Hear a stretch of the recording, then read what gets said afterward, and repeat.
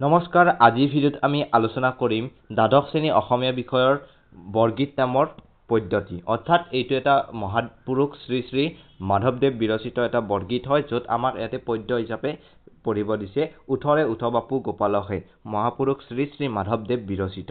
এতিয়া আমি বৰগীতৰ বিষয়ে অলপমান জানো আহা যে বৰগীত হৈছে অসমীয়া সাহিত্যৰ এক অমূল্য সম্পদ। মহাপুৰুষ শ্ৰীমন্ত শংকৰদেৱ আৰু মহাপুৰুষ শ্ৰী শ্ৰী মাধৱদেৱৰ দ্বাৰা বিৰচিত আধ্যাত্মিক ভাৱসম্পন্ন আৰু ৰাগ ৰাগিণীযুক্ত গীতসমূহক বৰগীত বুলি কোৱা হয়। বৰগীত কাক বোলা তোমালোকৰ পৰীক্ষাত আহিব পাৰে আৰু এইটো আমি জেনেৰেলভাৱেও জানি থোৱা উচিত।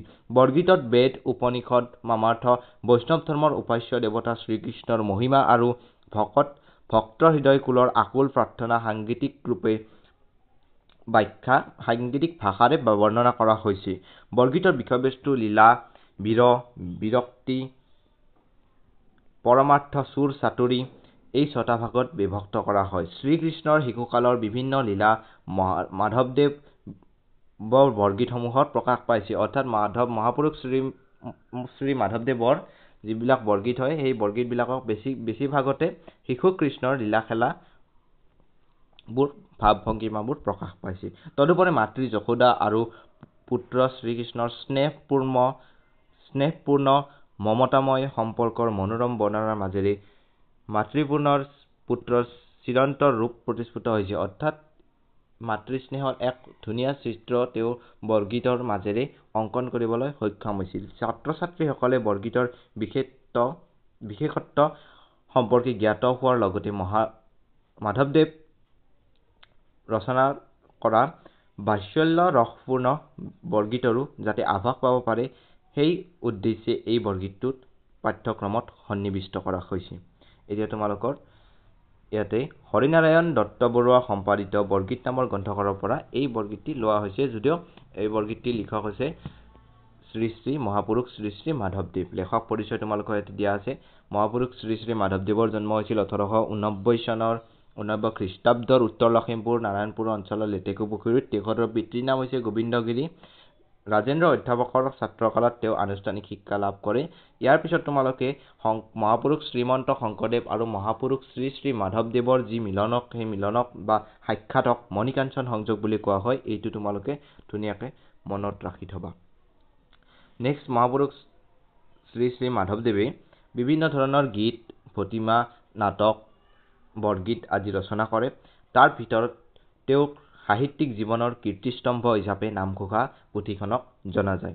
আৰু কীৰ্তনঘোষা হৈছে মহাপুৰুষ শ্ৰীমন্ত শংকৰদেৱৰ জীৱনৰ কীৰ্তিস্তম্ভ। এতিয়া মহাপুৰুষ শ্ৰী শ্ৰী মাধৱদেৱৰ দ্বাৰা ৰচিত বৰগীতৰ সংখ্যা হৈছে 157টা আৰু 1596 খ্ৰীষ্টাব্দত কোচবিহাৰত মহাপুৰুষ শ্ৰী শ্ৰী মাধৱদেৱৰ বৈকুণ্ঠ প্ৰয়াণ ঘটে। এতিয়া আমি ৰাগটো চাওঁ। ৰাগ কওঁ ধুং।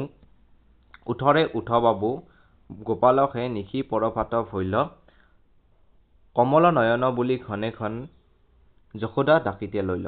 অৰ্থাৎ উঠৰে উঠ বাপু বুলি ইয়াতে মাতৃ যশোদাই শিশু কৃষ্ণক ৰাতিপুৱা শোৱাপাটিৰ পৰা উঠিবলৈ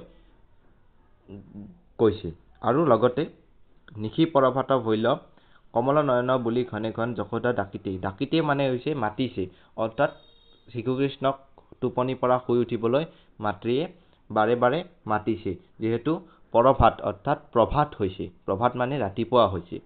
মোৰ প্ৰাণধন সুচান্দ বয়ন, গাঁও চালি তেজ নিন্দ। অৰ্থাৎ মোৰজ প্ৰাণধন, অৰ্থাৎ যশোদাৰ কৃষ্ণ হৈছে প্ৰাণধন। মাতৃ যশোদাৰ কাৰণে হৈছে কৃষ্ণ প্ৰাণৰ ধন, এইটো আমাক বুজাইছে। আৰু সুচান্দ বয়ন অৰ্থাৎ চন্দ্ৰৰ দৰে বয়ন, অৰ্থাৎ বয়ন মানে হৈছে ইয়াতে মুখ হিচাপে তোমালোকক বুজা হৈছে যে শিশু কৃষ্ণৰ মুখখন ইয়াতে মাতৃ যশোদাই চন্দ্ৰৰ দৰে উজ্জ্বল এটা বয়ন হিচাপে আমাৰ বৰ্ণনা কৰিছে।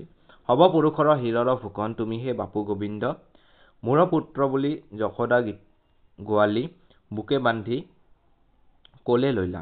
অৰ্থাৎ যশোদা গোৱালি অৰ্থাৎ হৈছে গোৱাল ৰজাৰ পত্নী যশোদা গোৱালি বুলি কোৱা হৈছে। অৰ্থাৎ ইয়াতে যশোদা আৰু শিশু কৃষ্ণৰ মাতৃস্নেহৰ এখন সুন্দৰ ছবি অংকন কৰিছে। আৰু ইয়াতে মহাপুৰুষ শ্ৰী শ্ৰী মাধৱদেৱে লিখিছে যে মোৰ পুত্ৰ বুলি যশোদা গোৱালি বুকে বান্ধি কোলে লৈলা মানে হৈছে কোলাত লৈছে, অৰ্থাৎ মাতৃ যশোদাই শিশুকৃষ্ণক প্ৰাণৰ ধন বুলি কোলাত লৈছে। বয়নে চুম্বন কৰি ঘনে ঘন, অৰ্থাৎ বয়নত চুম্বন মানে মুখত চুমা দিছে, অৰ্থাৎ মাতৃ যশোদাই মাতৃ স্নেহতে মমতাতে শিশুকৃষ্ণক মুখত চুমা খাইছে আৰু চুমা খাই আনন্দ মগনে ভৈল সিদ্ধ মুনিগণে চিন্তিয়া নাপাইতে হে হৰি যশোদা ক'লে ত্ৰিজগতৰ প্ৰতি ভকতি মিলিল মুৰুখ মাধৱে বুলি। এক মিনিট মই ইয়াতে চাই লৈছো। হয়, ইয়াত তোমালোকৰ মই এইটো বৰগীত সম্পূৰ্ণকৈ পঢ়িছো। ইয়াতে তোমালোকৰ বহুতটা লাইন আছিল, কিন্তু ইয়াতে তোমালোকৰ কিতাপত মাজৰ লাইনবিলাক দিয়া নাই, অৰ্থাৎ ইয়াৰ পিছত আৰু কিছুমান লাইন থাকে, এই লাইনবিলাক ইয়াতে কিতাপত দিয়া হোৱা নাই, কিতাপত চমুকে দিছে, অৰ্থাৎ সৰু কৰি দিছে।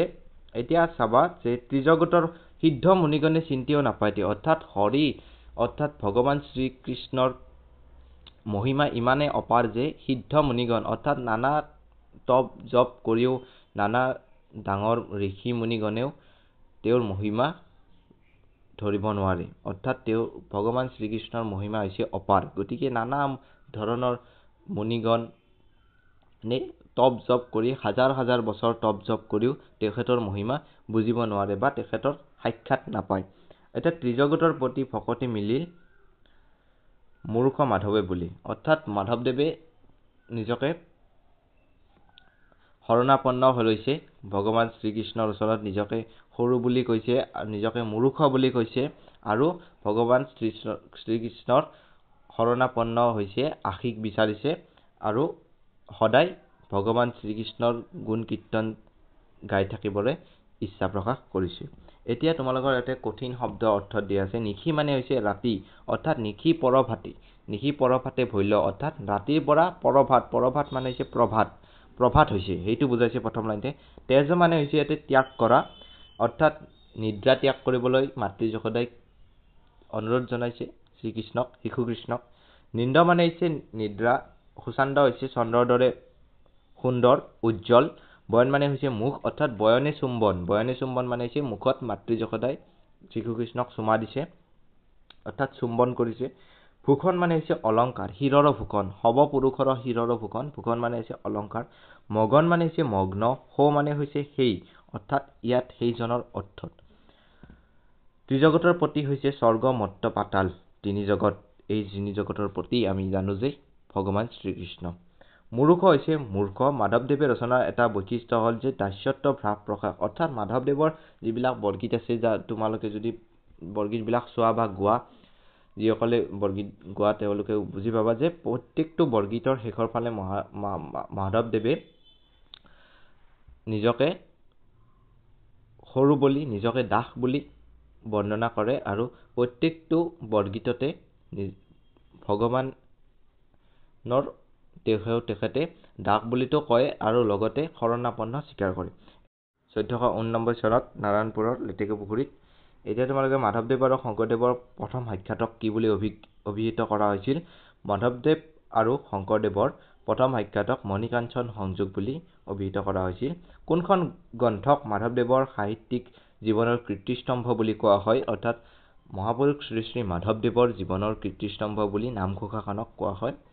মাধৱদেৱে কিমানটা? মাধৱদেৱে 157টা 157টা বৰগীত ৰচনা কৰিছিল, ইয়াতে উল্লেখ আছে। উঠৰে উঠবাবু এইটো কৌ ৰাগত বন্ধা, তোমালোকে আগতে চাই ল'বা। বৰগীত কাক বোলে? ইতিমধ্যে মই কৈছোঁ বৰগীতৰ বিষয়বস্তুকেইটা কেইটা ভাগত বিভাজন কৰিব পাৰি, বাকীখিনি তোমালোকে পঢ়িলে ধুনীয়াকৈ লিখিব পাৰিবা ভাষাৰ লালিত্য লগাই। এইখিনিয়ে হৈছে কথা। আশা কৰোঁ তোমালোকে সকলোৱে বৰগীতটো বুজি পাইছা, লগতে শ্বৰ্ট কুৱেশ্যন এনচাৰখিনিও মই ডিছকাছ কৰি দিছোঁ, তোমালোকে ভালকৈ বুজি পাইছা। আৰু তোমালোকে প্ৰসংগ সংগতি ব্যাখ্যা কৰা এনেকুৱা ধৰণৰ কুৱেশ্যনবিলাকো চাই ল'বা, যিহেতু ইয়াৰ পৰা উদ্ভৱ হোৱা এটা সম্ভাৱনা থাকে। অৰ্থাৎ মাধৱদেৱৰ জন্ম ক'ত হৈছিল?